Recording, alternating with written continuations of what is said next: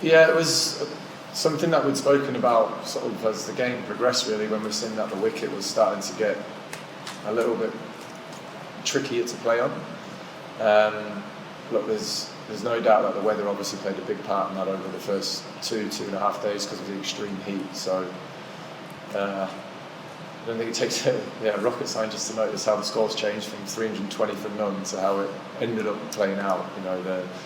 the heat made that wicket dry out. There was balls going up, there was balls going down, there was cracks starting to show, and that's the exciting thing about this game, this format, is that the next day is always different to the one you played on, and it's going to be different the next day as well. So as the game got further and further, it was obvious that the newer ball and the harder ball, yes, it probably felt like it was the easiest time to score because there was more attacking field, so there was less fielders to have to hit through the infield, if that makes sense, but also it was actually the most dangerous time in terms of taking wickets. So we were like,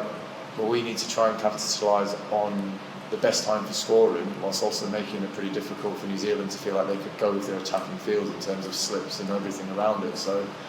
look at it two ways, where we come off 100 for 4, it would have been great if we were only 2 down,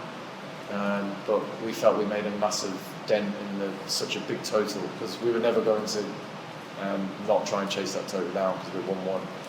1-1. We felt the best way for us to be able to chase that score down was to score as many runs as possible when the ball was at its hardest, because as the ball got softer you could see that the ring fields came into play more. It was harder to force the ball through, and the less amount of runs we had to score on the last day, we thought that was giving ourselves the best chance to do it.